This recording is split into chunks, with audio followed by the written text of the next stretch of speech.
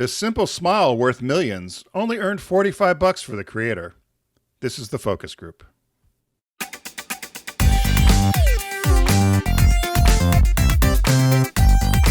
They're all business, except when they're not.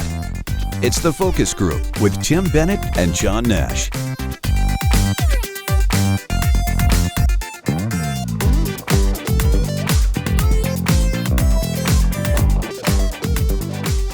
Hello, everybody. Welcome to the Focus Group. Tim Bennett here, as always, with my good friend and co-host, Mr. John T. Nash. We welcome you to our show here each Wednesday. You can learn all about us at focusgroupradio.com. You'll also find our companion podcast there, TFG Unbuttoned, which is released on Tuesdays. And this show will be re-released as an audio format only program on Saturdays, which still many of you have adhered to and listened to after all these 16 years of getting used to it, that you still listen on Saturday mornings, and we appreciate that. And thanks to our friends at Deep Discount for partnering with us here as well. You'll find them on our site. Be sure to click on them and start shopping away. So hello, Mr. Nash. Mr. Bennett, I have a slight update to the $2 bill conversation that we had from last week. We welcomed Mark Pipkin to the show, and he was wonderful. I still love the line like, well, can you mark the bill up? No, then you'd be defacing it, and that's kind of illegal. But last week, we watched the movie Chinatown, which was Roman Polanski's last film he made in the U.S., Faye Dunaway, Jack Nicholson. It's a brilliant movie. It's on the AFI's top movie list of all time, like top 100. And there's a scene in the movie where one of the characters opens their wallet, and right there, and the movie takes place. This is like the 40s, the late 30s, early 40s, or maybe it's 40s, 50s, 40s for sure. The character opens his billfold, and there's a $2 bill right there, and Bob goes, can you rewind this? So I rewind it, and I do it again. He goes like, that's a continuity problem. That bill shouldn't be there. I said, you got to listen to Mark, because the $2 bill's been in circulation for quite a while. It just doesn't, it's not on our radar, but I thought it was so funny to see that in the movie Chinatown. Yeah, we don't seem to, the Canadians use them all the time. It's a very popular bill in Canada. I just don't understand why we, you would have less bills in your pocket if you used it. You don't have to do four of them, four singles. And as you know, up here in the county, the 3 is quite popular. 3 is quite popular. 369. But I gave you a 3. This is counterfeit. No. No, it's not. You had said we got a letter about someone referring to ice cream, an ice cream conversation. Do you remember what that was about? Yes, I can tell you right away. One of our listeners chimed in with an incredible breakdown of how you find key lime ice cream, and it turns out that it's really hard to find, and if it exists at all. And our listener's name is Steven. He's from Sarasota, Florida. I have to get in touch with him and let him know he's going to get a pair of socks for this. But I'm a longtime listener, going as far back as 2007 when he discovered OutQ. He still loves our Tim Gunn interview and our Kelly McDonald. And Kelly was a great guest, and Tim Gunn was just fantastic. So you picked 2 favorite guests right there that we've had. He said, I've heard John often mention key lime pie ice cream. It's a real thing down here in Florida. It's a regular on my shopping list. Alas, it's a frozen yogurt, but stocked in the freezer chest alongside all of the ice creams. So he was a loyal Ben & Jerry's customer for years. Then he moved south, and he's had trouble finding this. But his go-to place, apparently, is Publix. And he sent a picture along, which I should have uploaded, but it was, I think he took it I think it's the supermarket because it's got the shelves, but it's frozen yogurt key lime pie, and it looks great. You can get it at Publix. He said, fun fact, I can stock my refrigerator's freeze with exactly 12 half-gallon containers of Publix ice cream.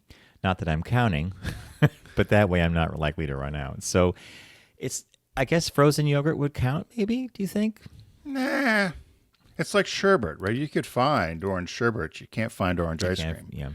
So the yogurt, but I would like to try the yogurt. I haven't tried the key lime yogurt. If I see it, I'll try it. Do you know who makes it? So I went online after he sent me this, and I began poking around. And you know this? Have you seen ads for something called Talenti? Yes. Yeah. Talenti apparently makes a key lime pie or key lime flavored Talenti, which I think is like a frozen yogurt or something in between, right? Well, the only ones I've had have been ice cream, so it'll be interesting to see. They're like a gelato, so we'll see. There you go. That's good. The one thing I've wanted to try, and I can't find down here in slower, lower Delaware, is Mika Brzezinski was talking about these mini melts. Have you heard of those? No.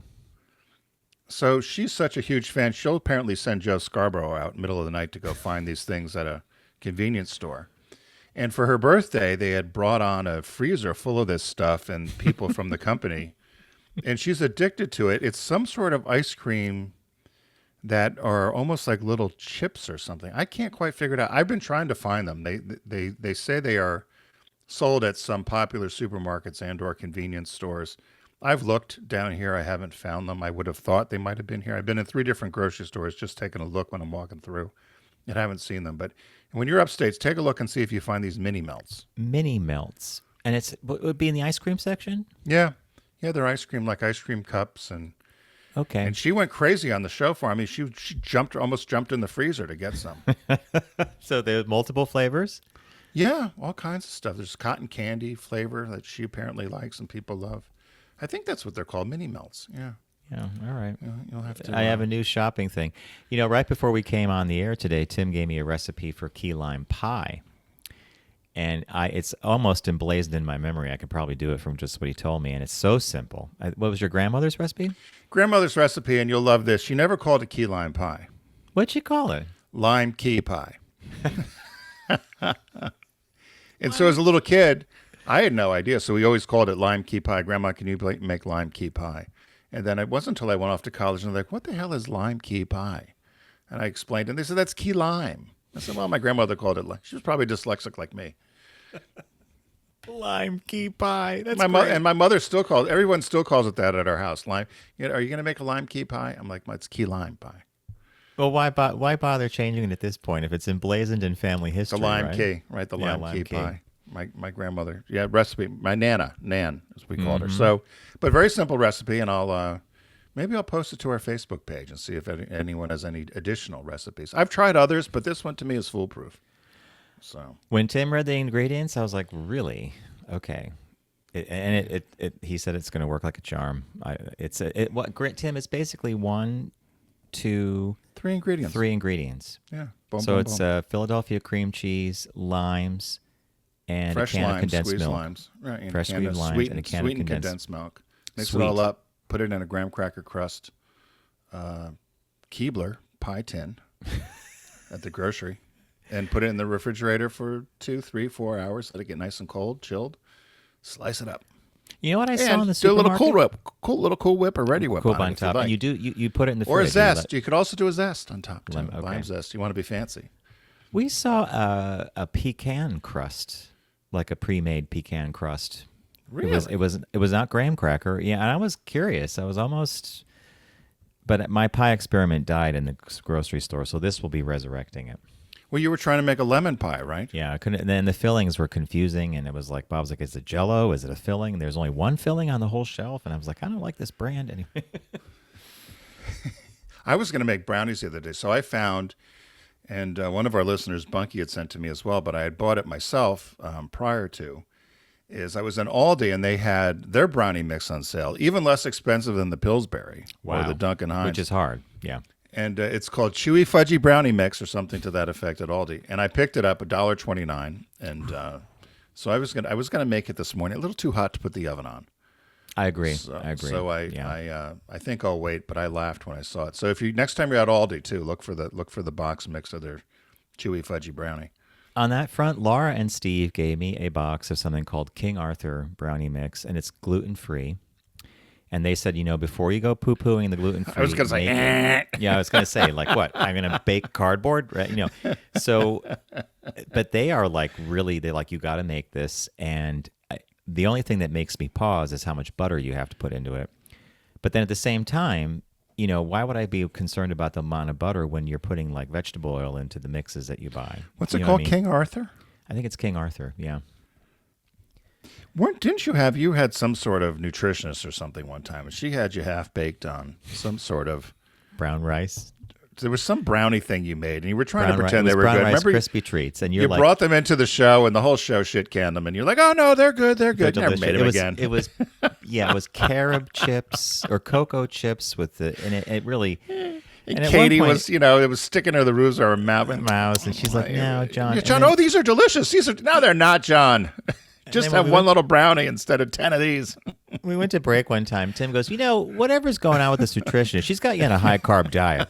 I know, that's what it was. Remember, you're having rice and quinoa and all this nonsense, and you're like, "I gotta lose weight. I've got to lose weight." And you're just sitting there like, well, what are you eating? I'm like, all nutritionist recommended. Yeah, it's all carbs. Bread, carbs, rice. Don't bring those rice treats in again. Yeah. Old And then all of a days. sudden, you lost 12 pounds when you stopped the carbs. When I canned it, yeah. Tim's not lying. He's not lying. Weight dropped away like a couple weeks later. I'm like, hey, I lost like a bunch of weight. Yeah, you think so? Yeah. I remember that was a trip we went to Florida. You put your bathing suit on. You're very happy with yourself. Yeah. So Prancing around. Yeah, look at this. I lost weight. Like, hey, stopped eating all the carbs. Hey, kids, come here. Yeah. So anyway, welcome to the focus group. Mr. Nash, one of our segments here we do is Caught My Eye, and then we do a business birthday. We're going to talk to our friends or about our friends at Deep Discount.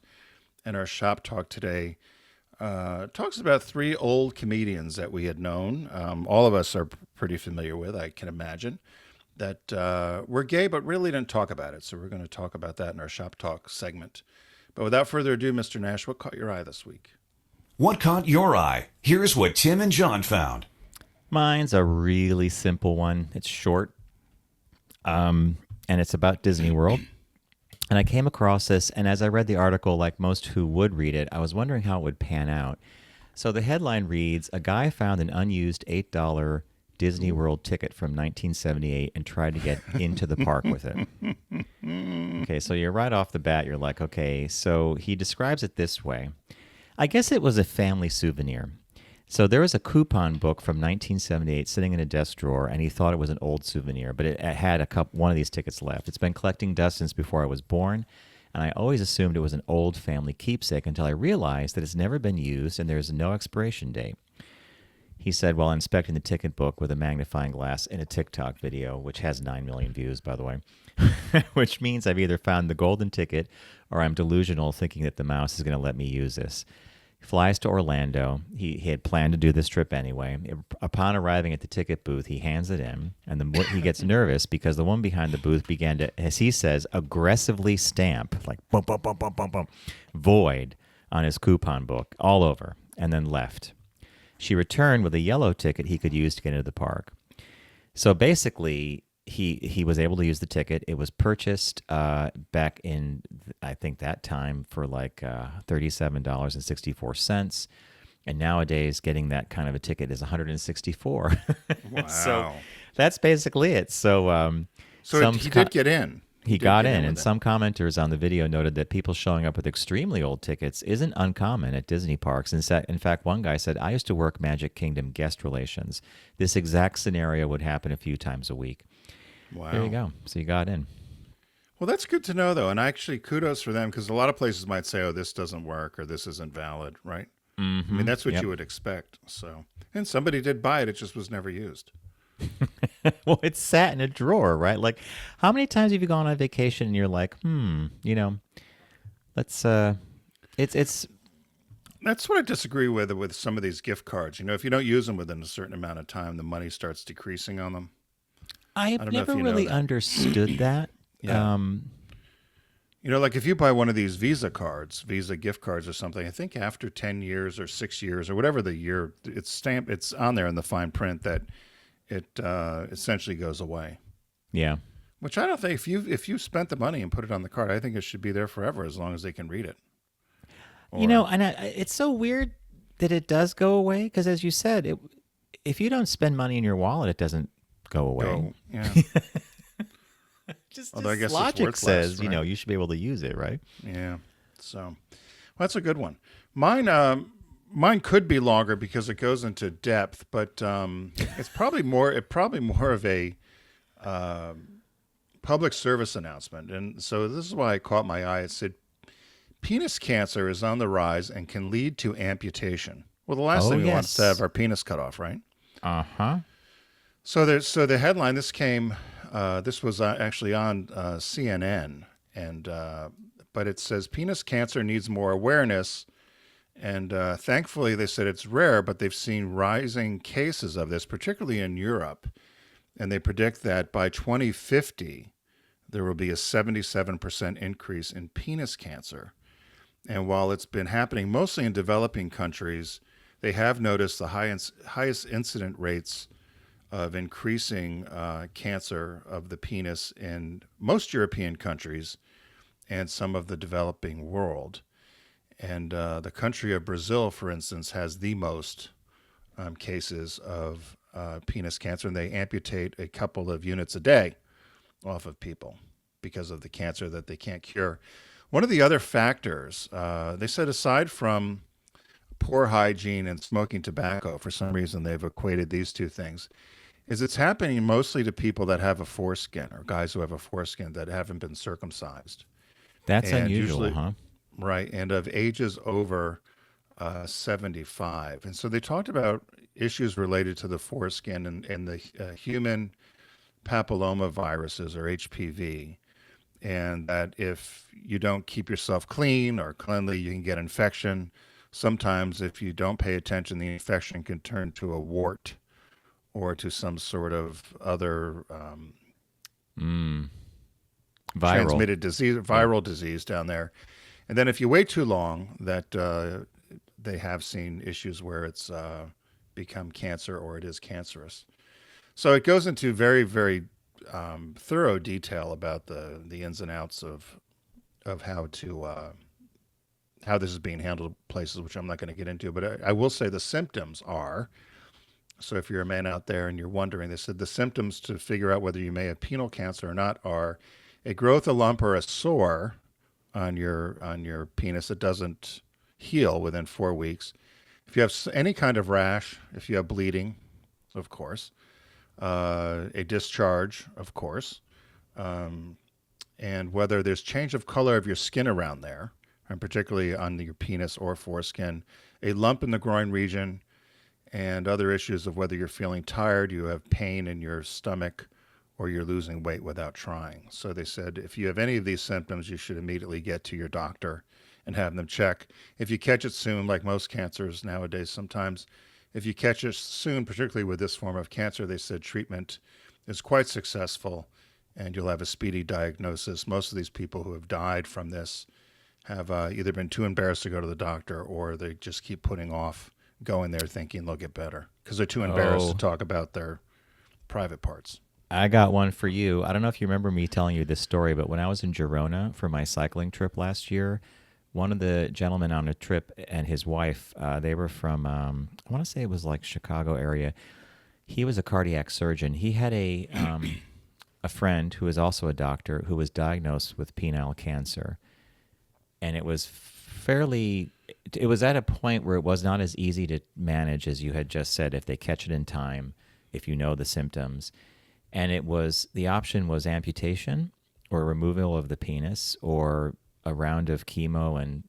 But the doctor was very specific saying he doesn't think the chemo was going to get it. So this doctor just was not going to have this thing cut off. So he went with the chemo and he passed away a year and a half later from this cancer. And this doctor that was on the cycling trip with me said, he goes, I don't understand how someone could make that judgment. Is your identity so hooked into a body part that you're willing to sacrifice life for the body part? And I actually didn't have a good answer for him because if I were presented with this problem, how would you, if someone said it's this or this? Have you ever heard of it before? I've never heard of penile until cancer. I heard this story in Girona. I'd never heard of it. No. Yeah, no, I never did. That's why it caught my eyes because I'd never heard about it. But then in reading it, they said in particularly Europe, as I mentioned, and developing countries, it seems to be on the rise. Now, a lot of American men, I think culturally, most babies in the U.S. were circumcised. Depending on the year you were born, it was just something hospitals did. Something did, right. Yeah. And so that may be why the U.S. has lower incidence of it because I think it's still the norm is newborn babies get circumcised. So that may be part of the issue. So, but anyway, I thought it. It's a PSA, Tim. Public It's a service PSA. announcement. Public service announcement, and of course, an uncomfortable transition to our partner, Deep Discount. So, talking about penis cancer on the rise. But so as you know, many of you know, Deep Discount's a partner of ours here on the Focus Group. And right now they've got thousands of titles on sale from Universal Studios, Focus Features, and DreamWorks Animation on sale as well. And there's so many different great movies. And I was all over the map looking for stuff and found a couple things. But Mr. Nash, without further ado, what did you pick this week? I loved what you picked, by the way. I went with a science fiction series, which I think a lot of people may know or they might not know, and it's called The Expanse. It began life on the Sci-Fi Channel, and it's based on a series of books, and the books were really well received. There's a bunch of them. It takes place in the near future. The solar system has actually been, to some degree, colonized. There's people living on Mars, people living in the asteroid belt. They're mining the asteroids for water. Ships go back and forth. Whenever they show pictures of Earth, it seems like the oceans have risen because they always show a picture of the UN or a scene, and there's a wall around Manhattan where the water, the water's risen. But I'll give you a quick rundown. It says, The Expanse, 200 years in the future, Earth, Mars, and the asteroid belt are on the edge of war. Welcome to The Expanse, the thrilling sci-fi series that begins with an investigation into one woman's disappearance, but becomes a star-spanning saga where an alien bioweapon could alter the evolution of humanity.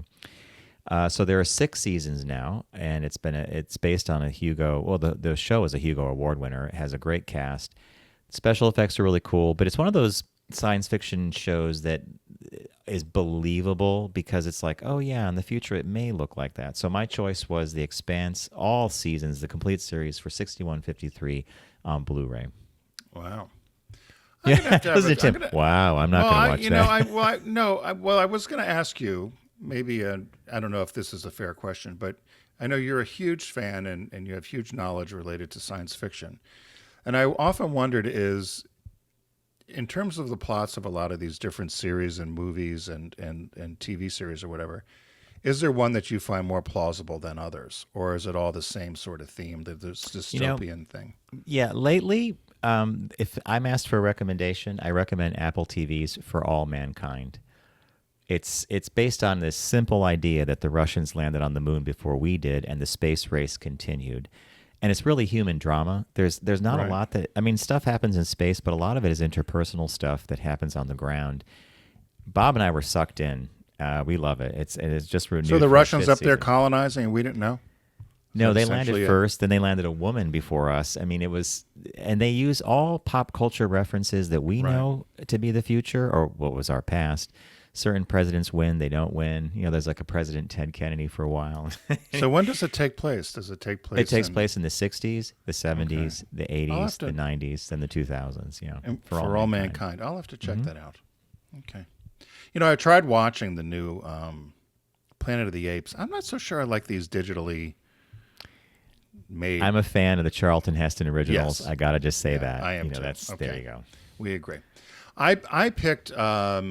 I was looking around at all the titles, and I ended up picking The Best Little Whorehouse in Texas. And I haven't seen this in a long time. And starring Burt Reynolds, Dolly Parton, Dom DeLuise, Jim Nabors, among others. And you can get it on Blu-ray for $10.87 or DVD for $8.49.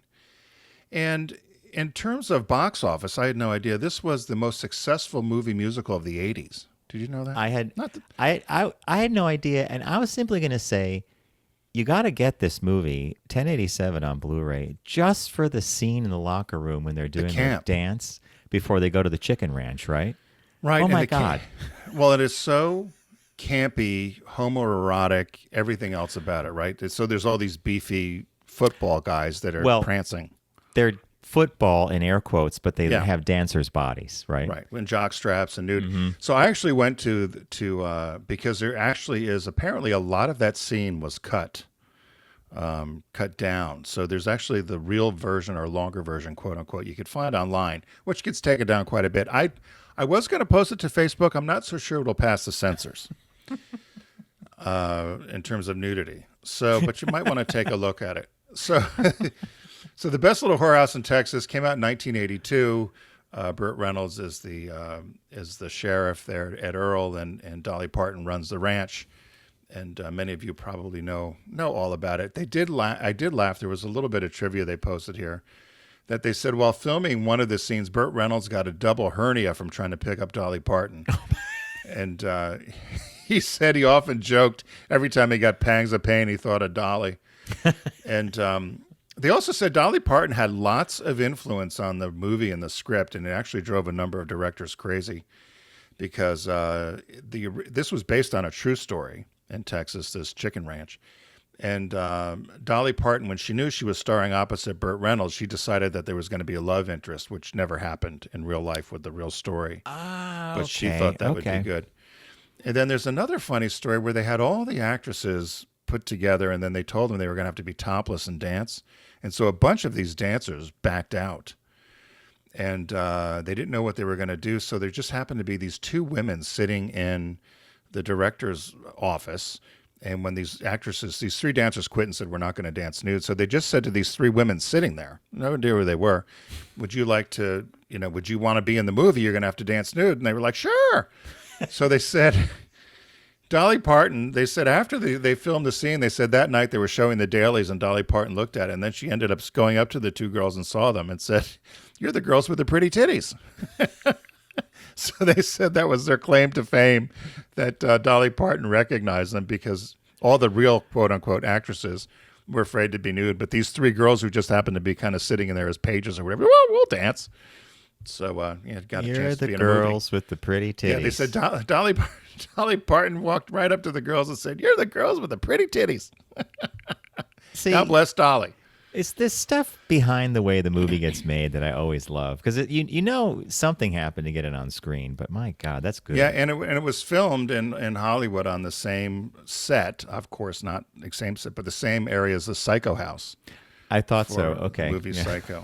Universal, that's their backlot. Universal backlot had the Psycho House on it. Yeah, so Best Little Whorehouse in Texas. Be sure to pick it up, and just as John says, just for the dancing scenes alone of the quote football players.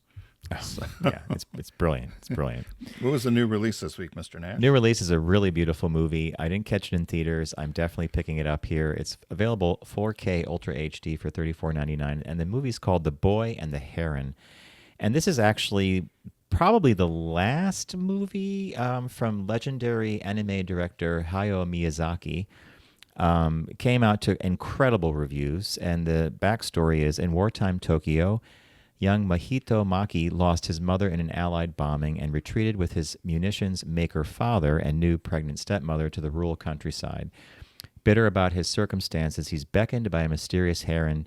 That's featured a lot in a lot of his movies, like Animals Talk and everything, to a tower in the woods, an adventure in the fantastic realm within. So it's Hayao Miyazaki's the director. His Oscar-winning return to feature animation. It includes the voices of Robert Pattinson, Christian Bale, Gemma Chan. When the Times reviewed it, I remember just electronically clipping the article and sending it to myself because I was like, I need to see this in the theater, and then it left. But now you can pick it up on 4K Ultra HD, and if you're a fan of anime and this Studio Ghibli and his films in general, you're going to really appreciate The Boy and the Heron. So quick recap here, folks. It's the Universal Studios summer sale. I picked The Expanse, the complete season sci-fi series. I think it's 6 seasons long. It started on Sci-Fi Channel, ended up, I think, at Amazon Prime. Same cast, same production qualities, though, and it's a really good science fiction story, set about 200 years in the future. Tim picked The Best Little Whorehouse in Texas and gave us a lot of good Dolly Parton background and insight in the making of the movie, including if you buy this, you're going to just want to go to the chapters section and get to the dance before the chicken ranch. You can watch it over and over. They used to play it at sidetracks now and then at bars. Like it was like they still do. Yeah, they still say Sidetracks still shows it on Sundays. That and the Chorus Line movie. Just that good. Yeah.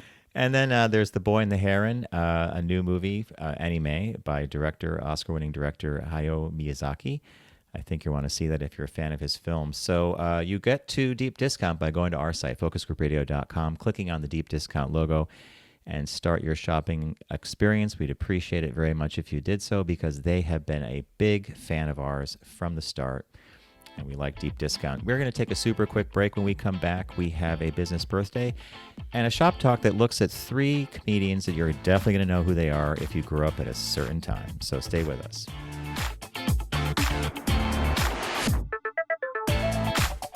You're listening to The Focus Group with Tim and John. Learn more at focusgroupradio.com.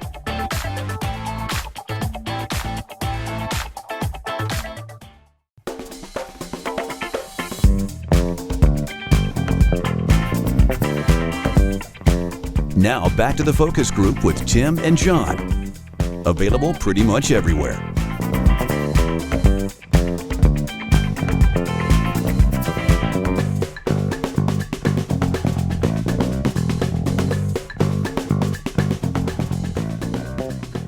Hello, everybody. Welcome back to the Focus Group. Tim Bennett here with my good friend and co-host, Mr. John T. Nash. We are the Focus Group now in our 16th year. 16! It's so crazy, right? 16. I know. We're not 16 years older. I don't know how this happened. I can't believe it. So probably one of the longest things you and I have done. Maybe? Yes, it eclipses all other aspects. It eclipses our award-winning campaign for Subaru by 1 year. Which was 15 years, yeah. Yeah, it eclipses our high school and college friendship. Yeah. Well, no, our friendship's longer, but you know what I mean. Like if you look at stages. So learn all about us at focusgroupradio.com. You'll find all of our media housed there. Without further ado, one of the aspects of our show that we do differently than other people is our business birthday. Everyone does celebrity birthday greetings, but the Focus Group is the only show in the universe that celebrates business birthdays. So born July 10th, today in 1921, was Harvey Ross Ball. He died in 2001 at 79 years old. He was a commercial artist, and he's recognized as the inventor of the popular smiley graphic picture, or the Smiley Face, which has become a very enduring and notable international icon and symbol. I didn't know. I guess somebody had to do this, right? Tim, as you said it, the inventor of the Smiley Face, I'm like, okay. Like I know someone invented the graphic, but you're right. Someone had to do it first, I guess, right? Right. He never applied for a trademark for the iconic image, and he got paid $45 for the... This is the part I love. Do you happen to remember how much the designer got paid for doing the Nike swoop? Was it like $1,500? It was cheap. Yeah, we did this years ago. Yeah. We did that. I think anyway, you're right. I'm sorry to derail. No, But no, no, $41? No, you didn't derail. It was $45, and I'll tell you how. And it was probably a good price at the time when he did it. So, Harvey Ball, he was born in Worcester, Mass. And as he was growing up, he became an apprentice at a local sign painter, and then attended the Worcester Art Museum School, and he studied fine arts and graphic design, graphic arts. And he started working for a local advertising firm, and then started his own business, and he designed the Smiley in 1963.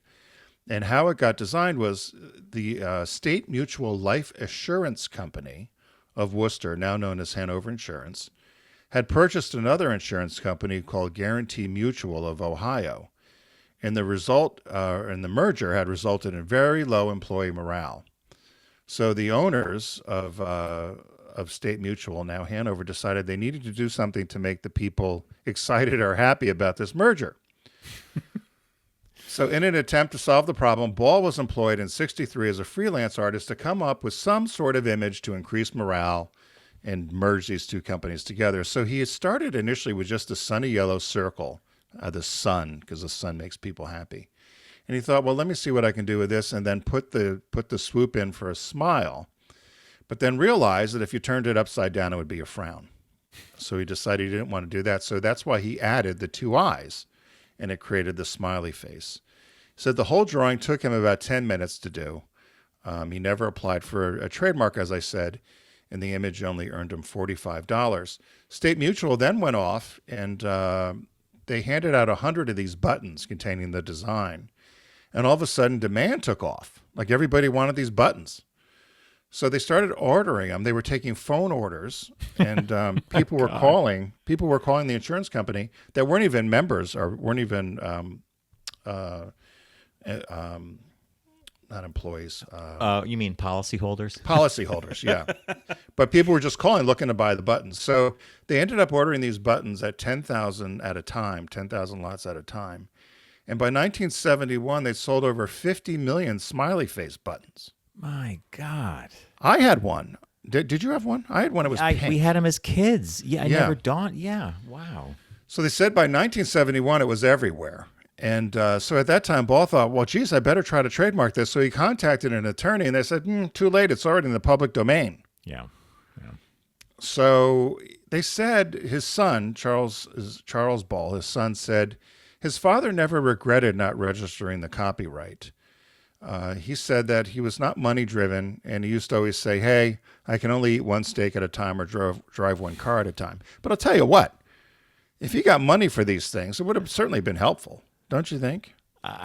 Yeah, I do. And I think that our business history is littered with little stories like this where someone just did it and it became a big thing and they didn't make something, but someone else made a lot of money off it. Well, what ended up happening is somebody had taken the phrase Bernie and Murray, Spain, and I still know right where their store is in Philly or where it used to be, had a stationery store in Philadelphia. So they took the buttons and married it to the phrase, have a happy day. Happy day.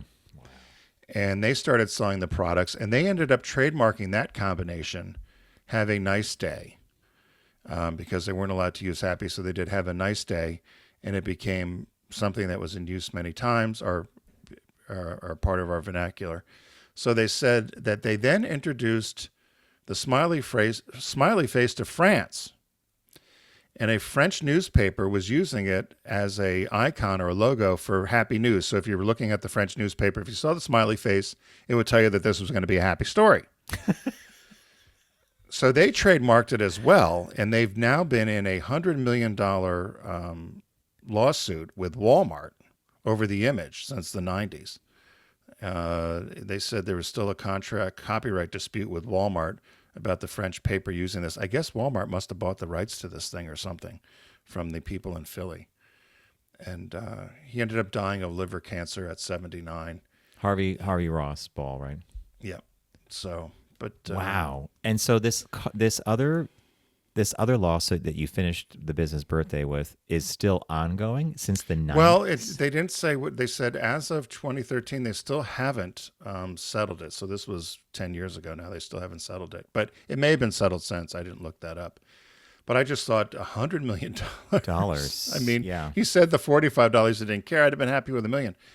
They said there's some distinguishing features about the smiley face, which I didn't know. And then I looked at it, but he did apparently take time to. There's 3 distinguishing features of it. So there's a narrow oval eye, and one of them slightly larger than the others. So the one on the left is larger. A bright sunny yellow color, and a mouth that's not perfect. Mm-hmm. So they said the mouth is similar to that of Mona Lisa. He always said the face has creases on the side, and the mouth is slightly off center, with the right side higher than the left, and the right side of the mouth is slightly thicker on the left. Yeah. So there you go, right? Like almost a little tongue out of there. Mm-hmm. Yeah. So, happy birthday, Harvey Ball.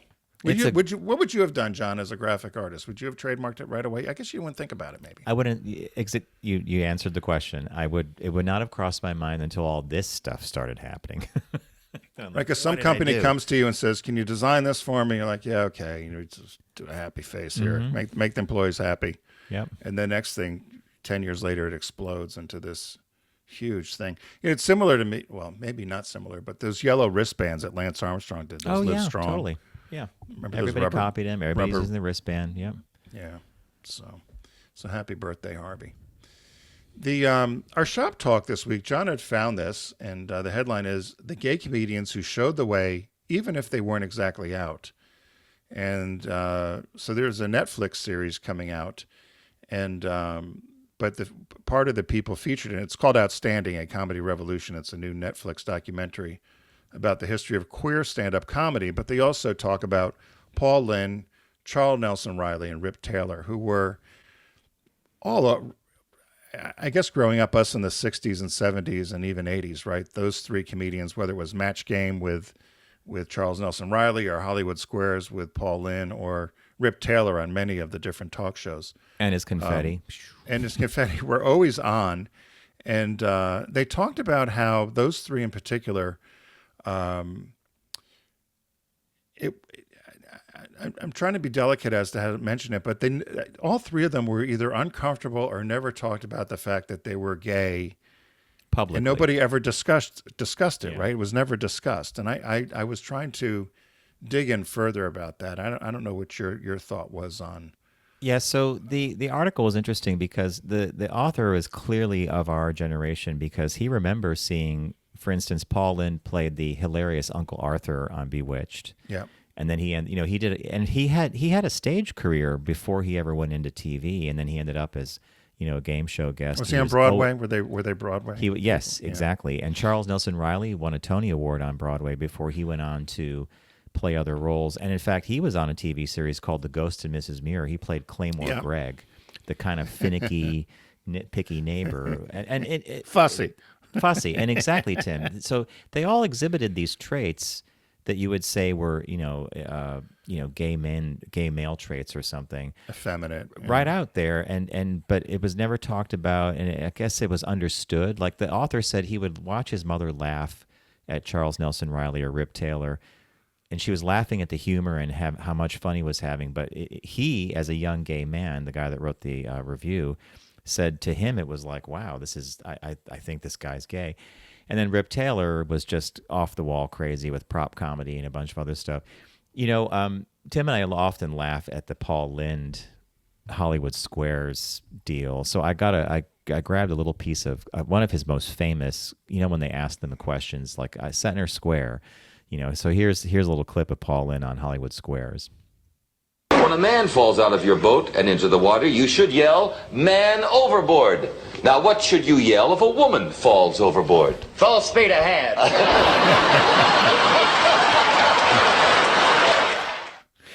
And I grew up watching Match Game, Hollywood Squares, Ghost of Mrs. Muir, Bewitched. Bewitched and Ghost of Mrs. Muir were well into reruns by the time we were kids because they had been made. But it was an interesting article, and it, as Tim said, I think these three comedians, to different degrees, had different comfort levels with their sexual orientation. Charles Nelson Riley, apparently, off camera, was quite comfortable with being gay, and he was very fun to be around. And the guy, when they interviewed the former host of Match Game, he talked about what a wonderful human being he was, just made him laugh all the time, and that everybody on the set knew he was gay. But not the public per se, I guess. Paul Lynde, I think, had a different relationship with his sexuality. It sounds like he was not into like revealing that side of himself, right? Right. Yeah, the Charles Nelson Riley thing, particularly if you watch the old Match Games, even now with Brett Summers, because they sat next to each other. And now that because as a young kid, again, or when you were young and it just wasn't, maybe you didn't talk about it or think about it. But now I watch it under a different lens, and it is hilarious because Charles will give a side eye roll, or he'll say, he had a bunch of fruit, and then Brett will smack him in the there's something fruity or something. And so the innuendo is definitely there, and there's the inside joke, quote unquote. And you're right, Rip Taylor, they actually talked to Rip Taylor's partner of 40-some years and said he was very uncomfortable with the fact that he may have had influence that actually changed lives, and almost as if they still had shame, or if he had shame. Oh, yeah. He talked about one time when a younger fan had come up to him in D.C. and had thanked him for being out, and because he'd emceed an AIDS benefit in 2005 and was Grand Marshal of the parade in D.C. And they said Rip Taylor's partner, last name Fortney, had said that Rip Taylor just gave this guy a smile and just left it at that. But he had no idea or didn't want to accept the influence that he may have had in helping people realize who they were, that they were gay at a young age. And I wondered about that because we had talked about, not that he was a comedian, but Liberace suffered the same sort of thing, right, with his persona. And my question was, and maybe it's not a fair one, I thought, could these guys survive today? Maybe survive's not the right word, but they did give a great example at the end of this article, and I thought it was a perfect comparison with Carson Kressley. Yes, it Almost was. has, because Carson Kressley, many of you know from Queer Eye, and he's been quite popular in a number of different shows and is a regular on RuPaul's Drag Race now, but has been on a number of different talk shows and doesn't lead off with gay. Like, it's not No. that I think everybody knows he is, but it's well beyond that in terms of his persona. And I think that's where particularly Rip Taylor, Paul Lynde, and Charles Nelson Riley were, is maybe people knew it, but that wasn't, they were entertainers beyond that, and the gay thing wasn't part of it, even though they may have been bitchy or they had asides or they had innuendo. There wasn't the gay joke, I guess, quote unquote. Yeah, it's Tim.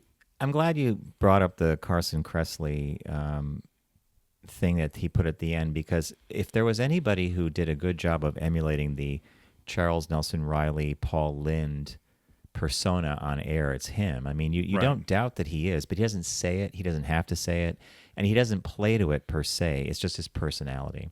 Right. Would that be I think they all kind of did that. Like Charles Nelson Riley definitely played to that aspect of himself, but never had to come out and say it, right? Well, they said there was something about were they one-dimensional? I don't think so. You know, I mean, and because yeah. you know, could it be the modern day minstrel? I mean, people go down these rabbit holes with them, but the fact that none of them talked about it publicly, I've seen, there was a couple of interviews I had seen with Paul Lynde where people have tried to touch on it maybe, and he just shut it right down. Third And it rail, also, yeah. but it was also the time, right? There was not great acceptance for being different or for being out. I was just going to Particularly- bring, you said it a moment ago, like when people thought, were they one-dimensional? Well, what was TV back then? When you think about the sitcoms we used to watch, the game shows, a lot of them are the same. We didn't expect more of these personalities than making us smile and laugh. I didn't need to know the backstory. I didn't need to know what happened in the dressing room or who was in their lives. It was a different time to be a personality and a celebrity, certainly, right? And the other thing they talked about as well, which I thought was an interesting concept considering now what we deal with, they were never political. correct. Yep. And they said these guys were never political and mostly talk shows were not either. You know, Johnny Carson might have thrown a joke out here and there about the administration whoever was in general. president. Yeah. Letterman probably did more, but as talk shows have evolved, I think again everybody seems to have fallen into the political realm. And you know, somebody asked me the other day. They said, "Are you and John going to talk about the debate with Trump and Biden?" And I said, "No." I said, "They get that everywhere." Tune on anything; they'll give you an opinion about You know, it. I certainly, you know, you and I certainly have an opinion about it, but you can get that anywhere 24/7, right?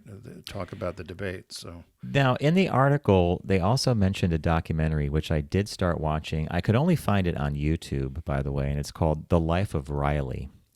And I'm not sure people realize this or not, but in Charles Nelson Riley's later years, he took off the wig. And if you didn't know, he was really? I wearing- didn't yeah, know that. and to see him come on stage bald with some hair on the sides, it's his voice. The minute you hear him talking, Right. you're like, oh, it's Charles. But it's like, oh, wait a minute, what happened to the hair? One day, in fact, he took off the hair at one of the last seasons of Match Game. He just said, I'm tired of this, and he took off the wig.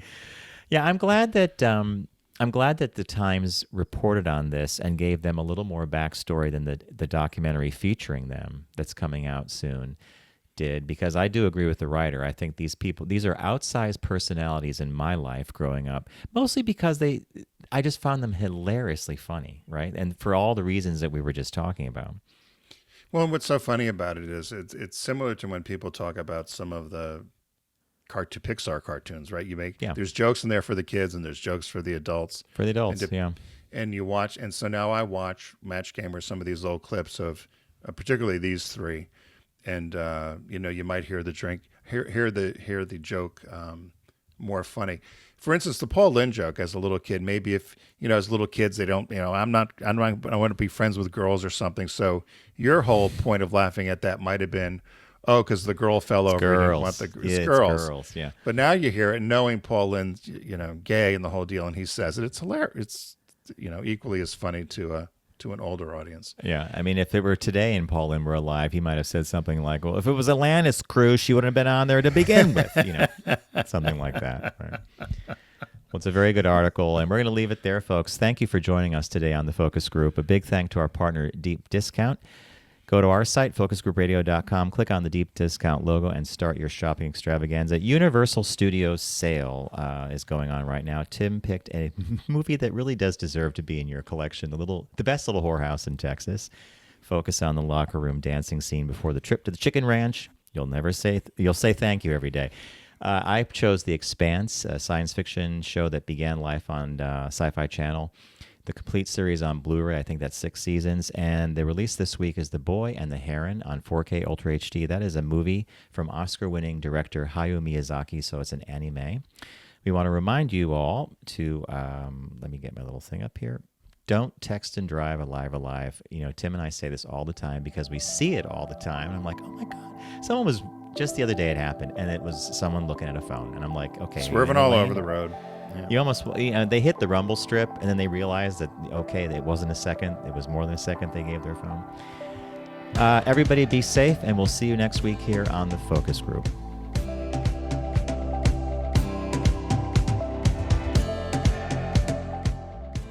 It's the Focus Group with Tim Bennett and John Nash. Accessible on all platforms. Subscribe, like, and rate us on your platform of choice. Learn more at focusgroupradio.com. That was a stunning focus group.